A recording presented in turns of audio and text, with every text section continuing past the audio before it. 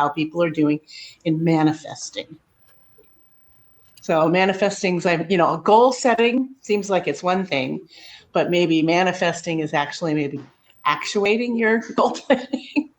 So anyway, I talked about practicing the actual, we lost her, visualization, and about not daydreaming about your bank account, but you actually imagine the steps it takes to get there. So they say that brain imaging research shows that when you visualize an action taking place, you can activate and strengthen the part of your brain involved in real life execution. And so I thought, okay, well, that's kind of interesting. So how would I go about really, I've heard of, putting a whiteboard together, right? I don't do stuff like that. So, but I thought manifesting I could probably do. So what are people's thoughts about manifestation? So Tristan, your thoughts? Kathy, it sounds like you were about to speak. I have no problem going second if you'd like to go first. Actually, I was wondering if I was in a coaching group in Utah for several years as a student, and we studied the law of attraction. Is that what you're partially talking about? Yeah, I guess.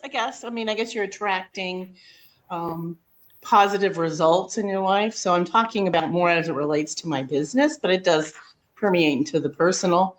But it's like I would like for my business to grow in a certain way. And so I need to be, it's kind of like the power of positive thinking I'm thinking of, manifesting is really saying, okay, I need to be aware that this is what I'm doing. And do I every day need to really revisit that manifestation and hope that I start my day off that way? So, Tristan, you had a comment. Well, I had something to say, but then you had spoken like a huge yellow flag came up, and it occurred to me, you had said in a specific way, and that's very interesting because everything I would have said about manifestation, I could have philosophized on it. I could have told you recent experiences, could have literally taken the gamut, but then you had said that, so I kind of want to highlight something interesting, and Alan Watts says it best, and I think if you haven't done this, I would do this. Often we think we know what we want, but we don't really know what it is. And he believes that someone should really say what they want and then have to write at least, an excessively long essay on exactly what that is, because it just forces the mind to really detail out. But more importantly, you're going to know what you don't want that to be. And if you didn't have such a specific how come, which is very nuanced and can be, of any other example, I would have not said that. But I would probably take the experiment. And by the way, that is a manifestation practice in and of itself, because it really does allow you to clear up what you're going to do for the next stage. So even if I'm wrong, this is a good practice worth the time and effort of lifting the weight, because what you'll gain on the other side of it. It's difficult to bring one's minds to words. Manifesting, so that's a weird one.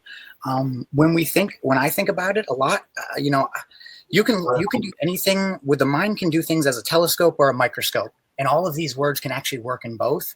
So if we're not really mindful, or at least have a lot of extra contextual words, so we're being very specific, I think it's so easy for us to talk past each other, and we could all have high fives, but I don't think we would successfully execute a specific goal. So I'm sorry I'm being pedantic. It's my nature. One of the best examples of manifestation with a specific outcome would be, and you always have to have an example outcome before you can have any way of talking about an exercise to manifest against it, because it's self-referential. When I know I want a meeting to go well, that's not true. When I'm scared that I'm going to mess this meeting, whether they're real important, it doesn't matter why it became a big deal, but I'm anxious by nature. So what do? I don't plan harder. I don't do anything. I can't give myself, there's no verbal conversation that's going to happen that's going to make it better or worse. We've practiced the time. So what I will do is I will meditate, and I always use the word meditate because otherwise, how long are you actually paying attention to this manifestation if you don't meditate regularly? If you're only doing it for 30 seconds over your 10 minutes, it's not going to be that effective. So if you meditate, you actually know that you're doing it for a while. But here's what I would do. I wouldn't think about what we talked about. I wouldn't think about I would have a feeling, again, because I'm non-visual, it has to be a sensation because I couldn't have words because it had to be nondescript. But I just had the experience of this meeting just went awesome. And anytime I tried to get how, it was just like, man, just in every way it could. And it was very difficult because to manifest, you have to be non-specific in the how, but very big on the sensational what. So that way that part of that body can fine tune and facilitate it. But you can see I was not able to identify any part of that meeting that could have been good because by taking that wave and making it a point or a particle, I'm actually probably making it less likely that that's happening. And now I'm associating a specific and the likelihood of that happening versus anything that could happen. So by not that, it just stays in that realm. So that's like a good example, but that's a microscope. That's like this next 30 minutes, I need to crush it. And by the way, every meeting I have done that for has been on the better, it's been in the better 30, like the top third percentile. I've got a couple different masks in my head. I don't want to say it right, but of all of them, top 30% outcomes, always when I do that before, which I don't know why, and I won't give any credit to Woo, but statistically, I've tracked it, and it blows my mind that they've all gone better. All of them that I've done it for, even the worst one went good. But when you talk about like longer and wider, I would really kind of think about like what the daily life is and what sensations are related to what that feels like and kind of manifest that because you want you kind of want a whole wavelength. You're trying to change the habitual nature of the feel and not really know what's right or wrong in that. And to manifest, you kind of have to be non-specific. So like, Right. it is almost like manifesting like my morning went exactly how it felt, how it should have felt and how I want it felt. And then my afternoon went that way.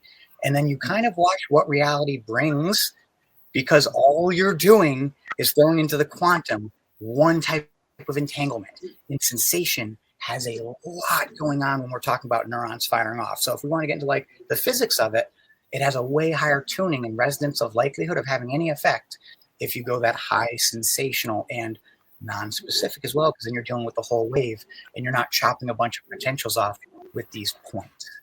But then as you go through your day, you have to reflect and you're like, I didn't feel the way I thought I'd feel, and this is what was happening. Okay, I should be mindful of this, and how do I move that out? Because again, even manifesting, you do have to have some level of captain of the ship.